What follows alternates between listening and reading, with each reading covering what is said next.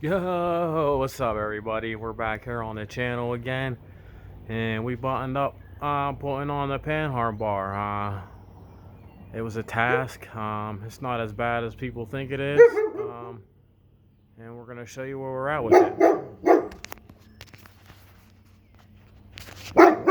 My crazy dog.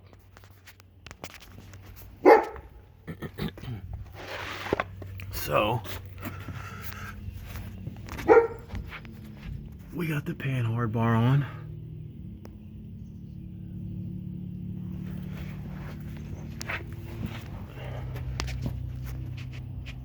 Panhard bar's on.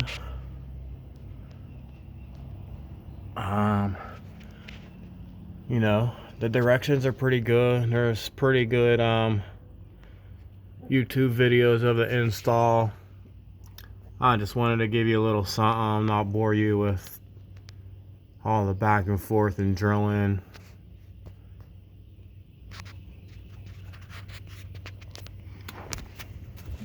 So first off, don't do the dummy move like me. When you remove the shocks, don't put them back in, because you have to take them back out again to get in there.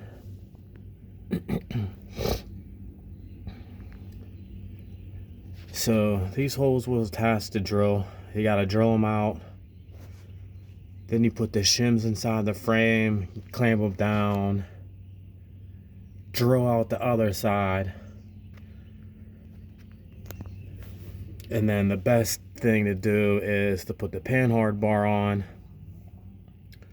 put the bolt in one side, drill out one side to go through the other side of the panhard bar, because otherwise the holes won't line up perfect.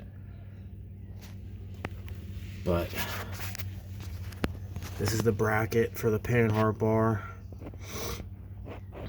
You can see it connects through the control arm, and then there's a bolt behind the shock,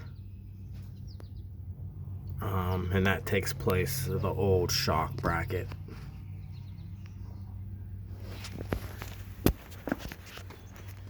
And then we go to this side. You can see I put the heavy duty bracket on, like I mentioned in the previous video. And then it's the same with these bolts. Same sequence, drill out.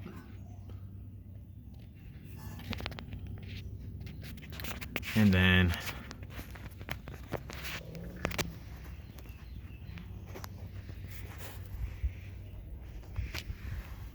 you know,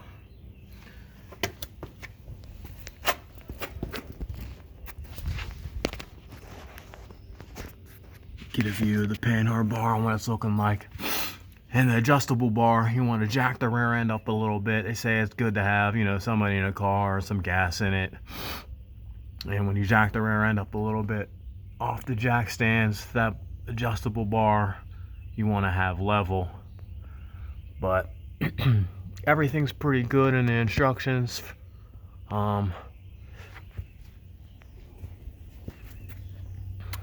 about to button it up,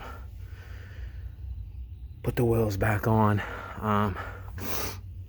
You can see it's nothing, I don't have nothing special crazy done.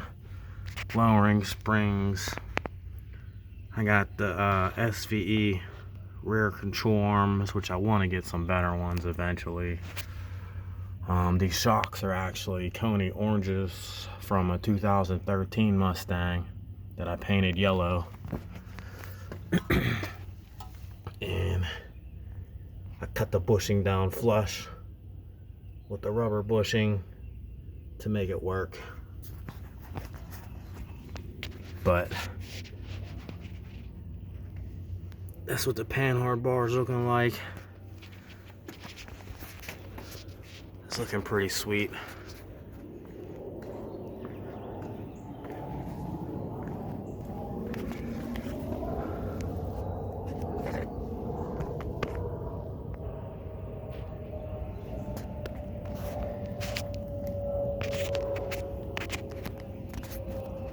Couple views of it.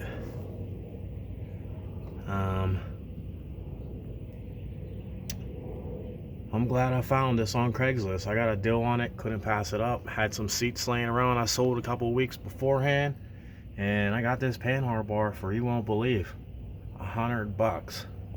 Yeah, that's right, and it was almost unused.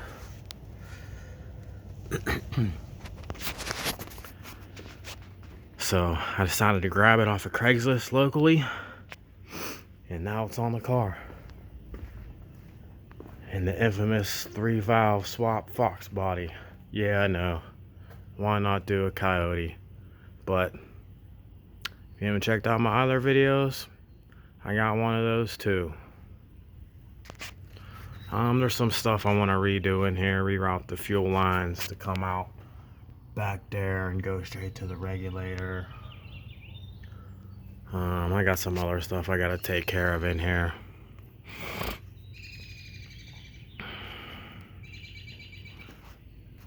But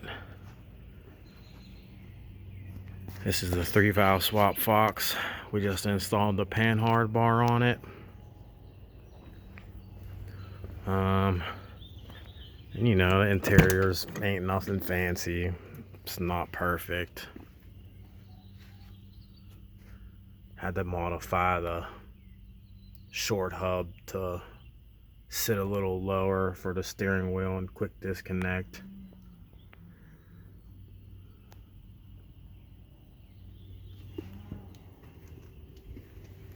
You know, it's a 30-year-old car, has its flaws. Probably a 5-footer paint job. You can see the 5-lug swap. Same with the rear.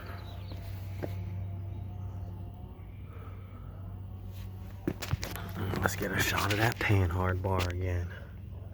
Damn, that's looking good in there. Same with that rear end cover. I saw from my brother's 2013 Mustang. And this one on there was pretty crusty.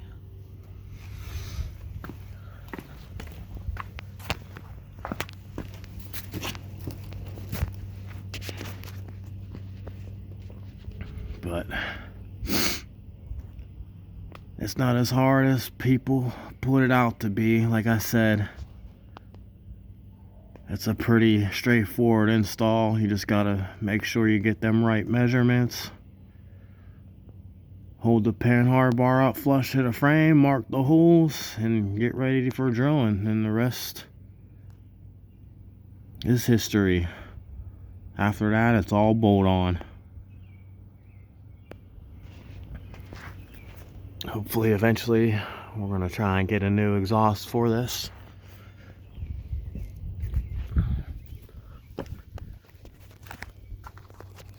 So until then, keep tuning in, keep hitting them like, share, and subscribe buttons, and we're gonna keep bringing some more content to you guys. So till them next videos, peace.